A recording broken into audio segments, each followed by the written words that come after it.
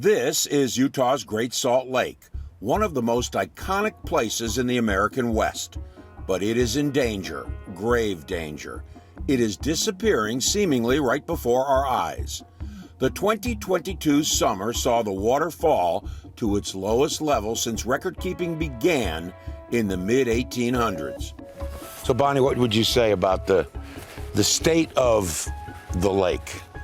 Yeah, it's in a pretty dire situation. We're really close to the whole system That collapsing. tipping point that they call it? Yeah, the tipping point. We're really dreadfully close to that. Not just because the lake is shrinking, but also because the salinity is increasing. Bonnie Baxter is a biology professor at Westminster College and director of the Great Salt Lake Institute. And so I've spent a lot of time doing science at Great Salt Lake. I have to think. Baxter's words are chilling. Yeah, we could see ecosystem collapse, but we could also see this valley become unlivable. And that's not really an exaggeration. The signs are impossible to mistake or ignore. Is that a fox? A coyote prowls for food near a marina that held dozens of boats in its slips, but now sits on dry land. A bison grazes on a piece of ground that should be underwater. This is the lake bed of the Great Salt Lake. Certainly doesn't look much like a lake right now, but 2 decades ago, where I'm standing, there was 15 to 17 feet of water. Now let this sink in. According to the U.S. Geological Survey, the lake's surface, which 40 years ago covered more than 3,000 square miles, has shrunk to less than 1,000.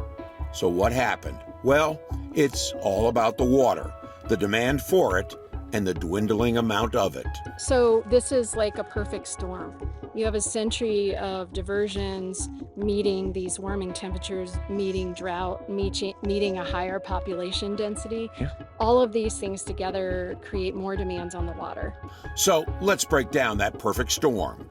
For decades, 70% of the water that would have flowed into the lake from 3 rivers has been diverted for agriculture, industry, and human consumption. There was plenty of water to go around. Annual snowmelt from the 12,000-foot Wasatch Mountain Range kept the rivers full and replenished underground aquifers. It worked for a century. Not so much anymore. Utah's in the grips of a 20-plus year drought. Droughts are cyclical. Just look at the data, says Dr. Robert Gillies, a climatologist at Utah State University. So what you'll notice in 1983 was the precipitation over a number of years was way off the chart. Yeah. And that was when Salt Lake City flooded, okay? The causeway flooded, everything flooded, and coffins were popping out of the ground and floating down. Mm-hmm. But then you followed that with a pretty intense drought. Right. And then another oscillation. Wet, dry, wet, dry. Gillies says the models indicate rainfall will return, but when and how much is the question. If this is, as some believe, a mega drought, the dry conditions could last, get this, another 50 years. Now throw climate change on top of that. The temperature is warming, winters are getting shorter, and most importantly, Gillies says, not getting as cold as they used to. So that means it's much warmer in the winter seasons than it was before. So any snow that is falling, there's a longer period at which it can sublimate. And by sublimation, I mean that it goes from solid immediately into vapor, bypassing the liquid phase. So it's lost to the atmosphere. Is there something you can get optimistic about? Yeah, I'm not allowed to talk about climate change at parties anymore, right? Because it is a gloom and doom scenario. It's incredible. Look at this.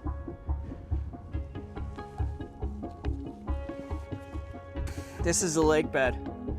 This should be under 10 feet of water. Zachary Frankel is executive director of the Utah Rivers Council. Frankel says water diversion is the single biggest reason for the lake's demise.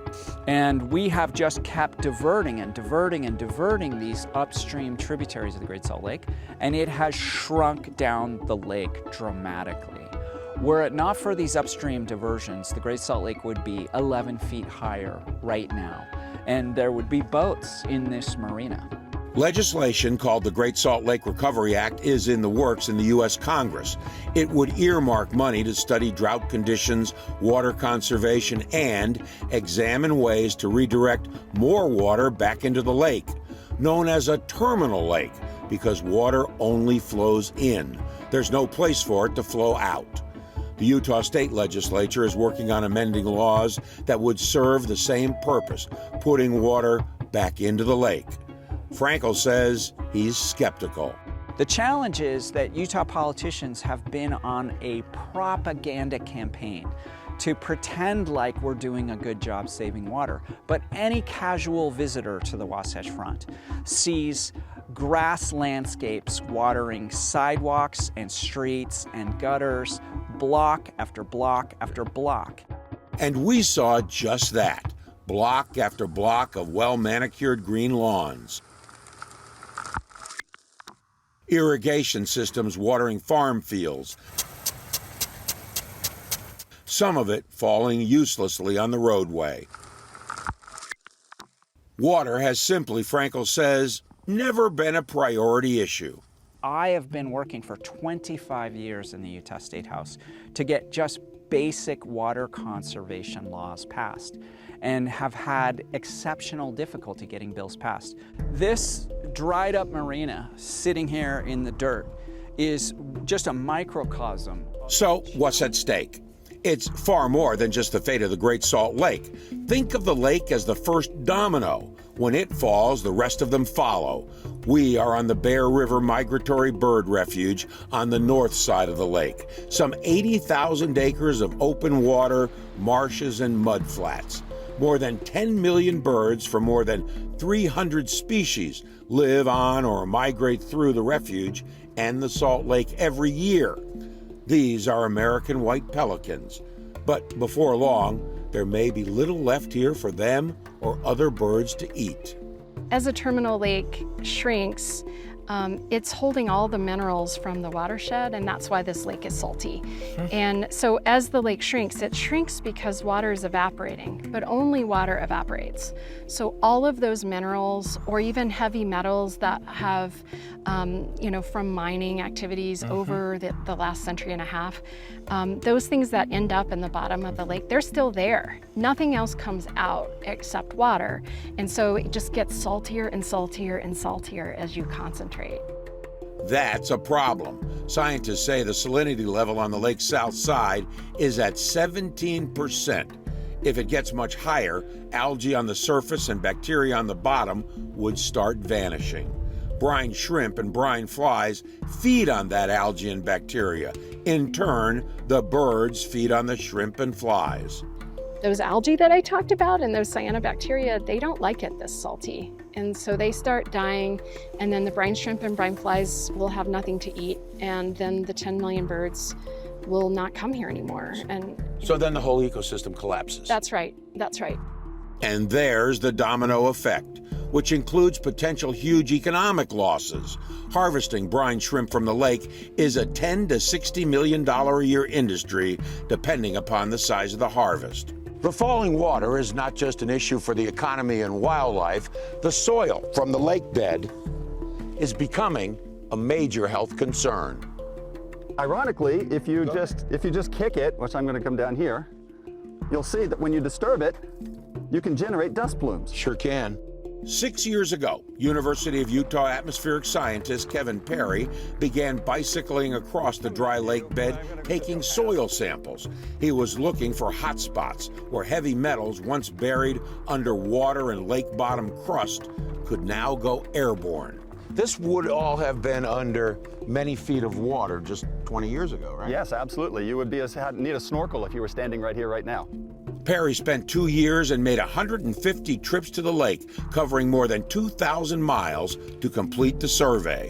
What he found may well have been the wake-up call to save the lake. Every single sample that I took had higher concentrations than the EPA recommends for the toxic heavy metal arsenic.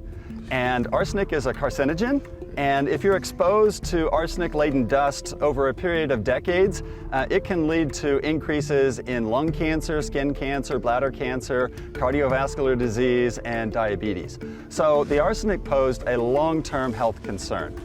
But that isn't all. Dust storms that roll across the dry lake bed and into the population centers like Salt Lake City are a problem right now, whether the dust contains arsenic or not. The dust that blows off of the lake also poses an immediate risk, regardless of what it's made out of, just because it raises the particle concentrations high enough to be unhealthy. Not good for children, the elderly, or people with asthma.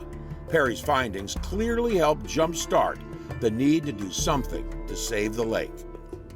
Was it your results on the health concerns from the dust that really started to take hold and resonate with people? What really resonated with the people of northern Utah is the air quality impacts and what might be happening to their children that are breathing the dust. And so as soon as people could visually see the dust plumes coming off the lake, they started calling their legislators and saying, you know, we're concerned about the long-term consequences of this to our health of our children and to ourselves, and we'd like you to do something about it. Kevin Perry has now taken his research to the next level. He pulls this wind machine across the lake bed, looking for areas where dust is most likely to go airborne. So Dr. Perry, what do we got here? What is this? So what we have here is a portable wind tunnel. And what it does is it simulates wind speeds of up to 40 or 50 miles an hour inside this cake-looking pan down at the bottom. And then as the winds speed up, it starts to lift dust off the surface, and we can measure not only the wind speed that it takes to get the dust off the ground, but we can measure which areas produce the most dust. Scientists and environmentalists say the immediate imperative is to stop the lake from shrinking any further. Would you ever expect the Great Salt Lake to be back to where it was, you know, as opposed to 1,000 to 3,000 miles?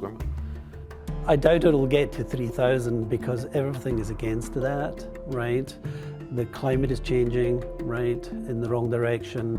The population is booming, you know, going to double in 20 years type of thing. So it's all going in the wrong direction. So I think stabilization is really the only thing at the moment. This is a sad testament to Utah's failure to protect the Great Salt Lake, the largest remaining wetland ecosystem in the American West.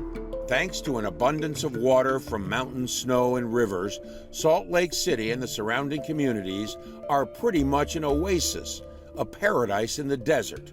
But the drying up of the Great Salt Lake may also be a warning, a reminder that paradise can be lost, and that oasis might just be a mirage.